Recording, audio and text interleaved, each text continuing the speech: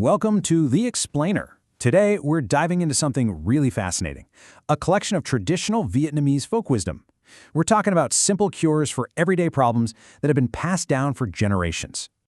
So where are we getting all this? Well, our source is this handbook right here. It's been compiled from all sorts of places, teachers, online communities, shared experiences, you name it. It's basically a modern-day collection of some really old wisdom.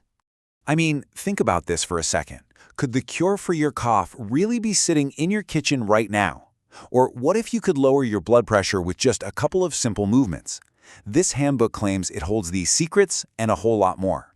Okay, I'm intrigued. Let's dive in and see what's inside. Okay, before we get started, we have to get something really important out of the way. This is just an exploration of cultural knowledge, all right? It is absolutely not a set of medical instructions. Please, for any health concerns, go see a professional. All right, first up, we're starting our journey in a place we all know pretty well, the kitchen. This handbook basically treats the pantry like a powerful medicine cabinet. So one of the very first remedies that pops up is for mouth sores. And get this, it uses a super common vegetable, eggplant. This is a perfect example of how this tradition really sees food as medicine. Now, the process is really specific. You're not just, eating the eggplant. You boil it down to create this really concentrated liquid, and then you use it as both a mouth rinse and a drink.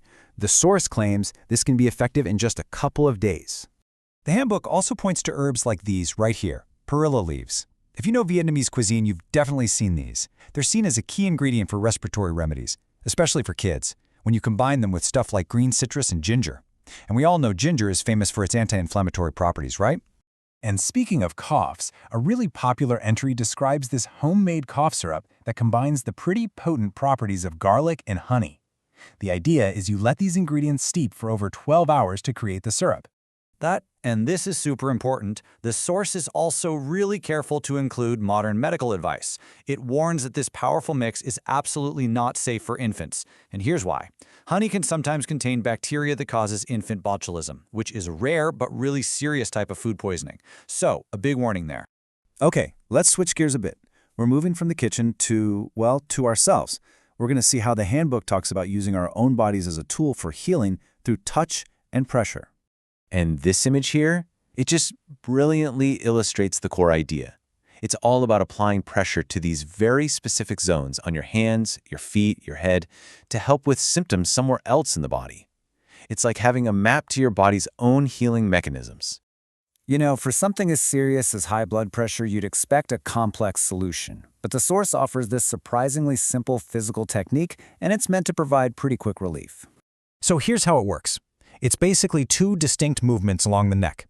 The handbook claims that doing this can quickly help your blood pressure get back to a more normal state. It's all about stimulating blood flow, but in a very, very targeted way. Okay, moving on to headaches.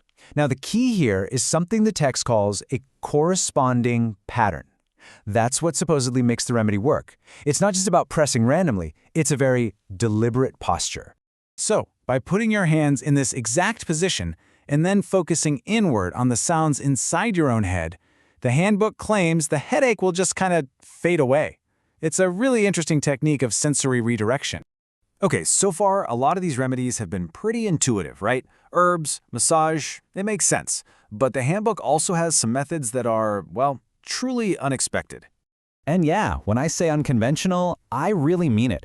The handbook has some genuinely interesting suggestions for some very common problems. Okay, for example, let's take the common problem of bruxism, grinding your teeth in your sleep. This is where the folk wisdom takes a very literal turn. The first suggestion in the handbook is to get out of bed in the morning, and before you do anything else, bite the leg of the bed. Several times. It's a fascinating example of using a symbolic action as a physical remedy. And it doesn't stop there. What's really interesting is this whole theme of unconventional solutions. The book suggests using a slipper, to stop snoring, or using a horn comb and tiger balm for diarrhea. It seems like these methods are all about either startling the body or creating this intense, localized heat. So, this whole journey we've been on, from simple teas to some pretty strange rituals, it all leads us to a final, really powerful idea that seems to be the foundation for this entire collection. The source itself has this really profound statement, and it's rooted in the Vietnamese concept of tâm. Now, tâm means heart, mind, and spirit, all rolled into one. The idea is that healing is about so much more than just physical stuff. The phrase literally translates to, if the minds don't connect, no cure will be complete. And this image here just perfectly illustrates that idea. It points to that essential connection between the mind and the body. It suggests that belief, trust, and intention, well, they might be the most critical ingredients of all. So it leaves us with this final thought. Beyond all the specific recipes and techniques, what's the deeper power that's hidden in the remedies and stories passed down through our own families and cultures?